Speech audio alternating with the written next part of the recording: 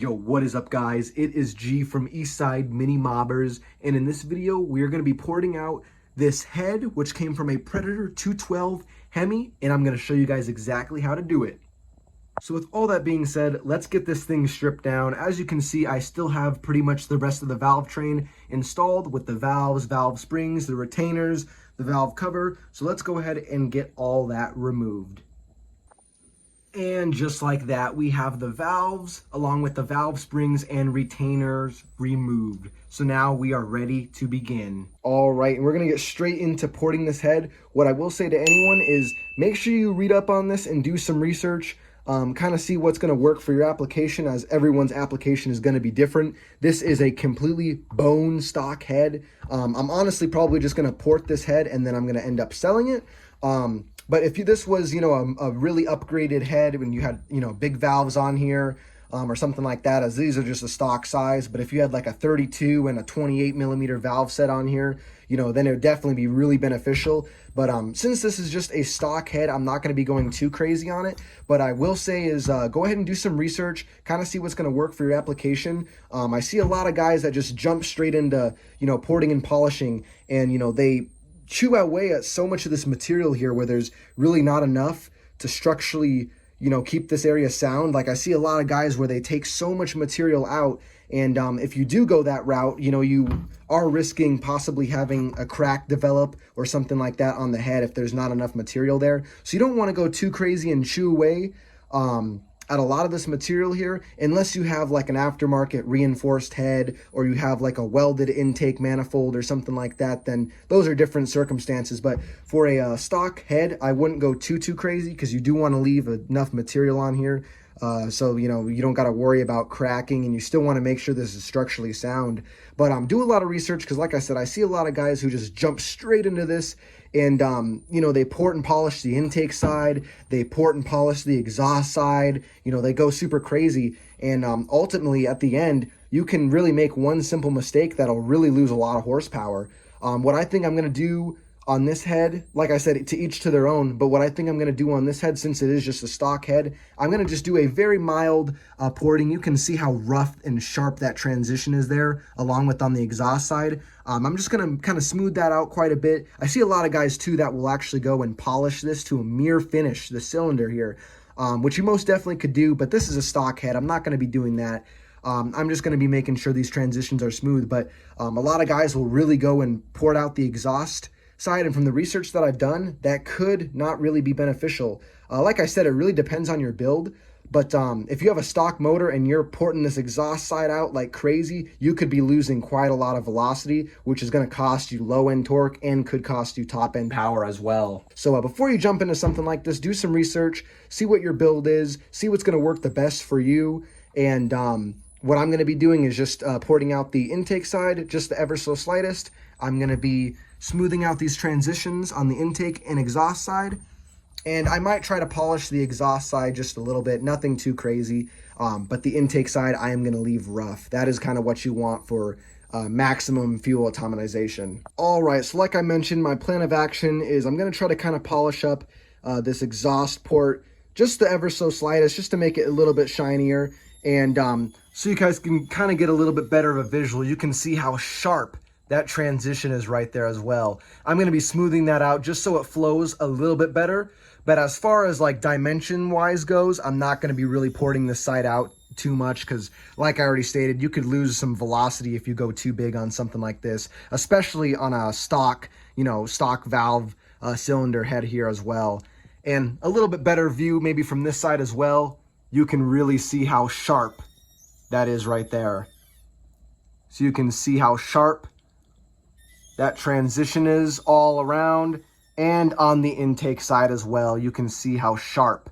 This really is a good visual here with the light. You can see how super sharp that is. So I'm going to be smoothing that out along with porting the intake side out quite a bit as well, and leaving it rough. That is kind of a little trick there. A lot of guys will actually go and polish that out, which to each to their own, do what you guys would like to. But from what I've read, leaving it rough improves the fuel economization. So I'm definitely going to be leaving that rough. So with all that being said, let's just get straight into it. But a little before and after, you can really see how sharp those edges are.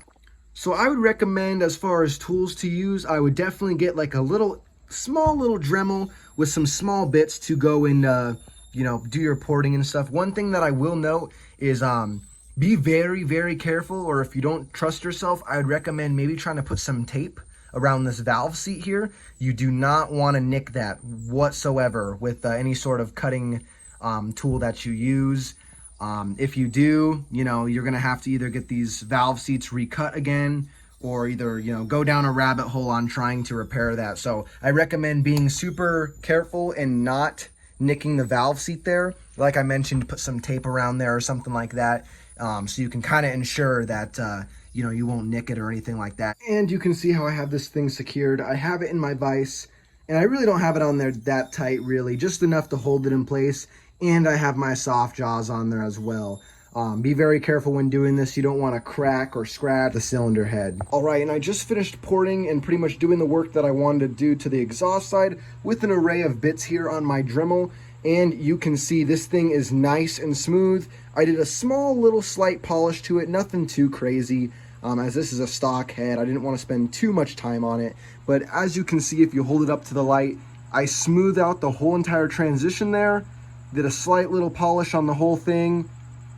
Might be kind of hard to tell on camera, but this thing is so smooth to the touch. So you can check that out there. And if you look at it from this side, you can see that really hard transition that was there. I smoothed out and I kind of cut out some of the material that was there. And you can see that transition is pretty darn smooth. At least as smooth and as much as I could really cut into it with the bits that I had on hand. But yeah, you can see it's pretty smooth right there. And I did give it a slight little polish. Like I said, nothing too crazy. But that is how the exhaust side is looking right now.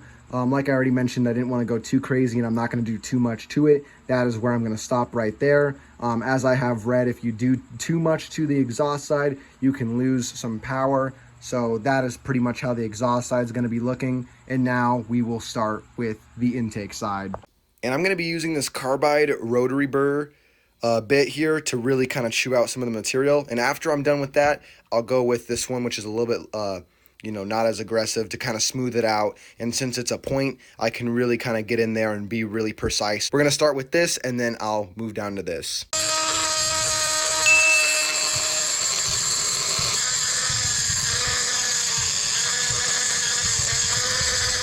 And something I figured I would throw in real quick and definitely not forget to mention, make sure you wear eye protection and possibly a dust mask or respirator, depending what bits you will use when you do this to your own head. It could throw off a bunch of chunks of metal or create a lot of dust, and this is dust that you definitely do not want to be breathing in. So make sure you work in a well-ventilated area and wear the proper PPE.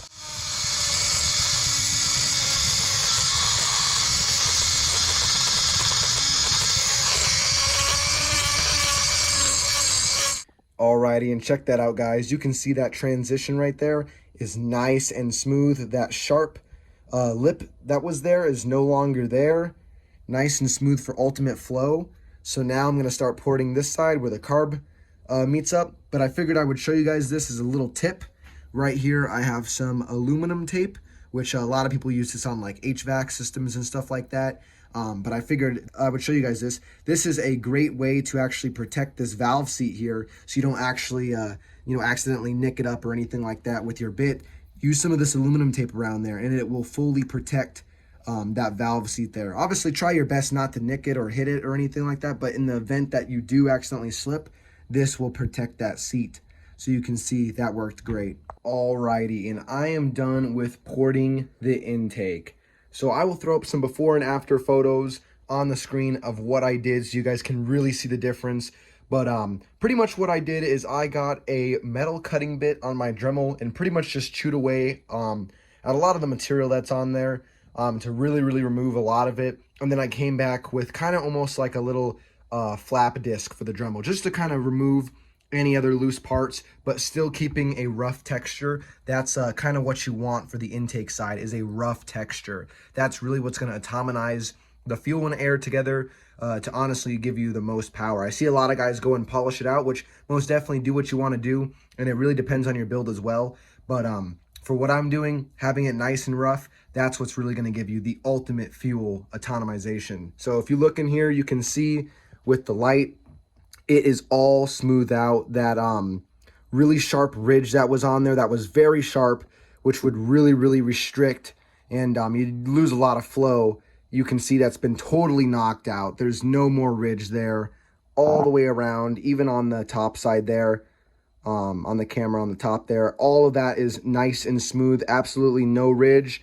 And you can see on the intake side, I did pour it out a little bit. I didn't go too crazy because like I was talking about earlier, you still want to make sure there's a decent amount of material on here. You don't want this to become a weak spot on the head when you mount your, carburetor manifold and stuff like that. Now, if you have a different setup where you have like a welded, setup, or, it might be a little different, you might be able to go a little bit more crazy with it. But this, I still wanted to keep it structurally sound, and I didn't want to take too much off.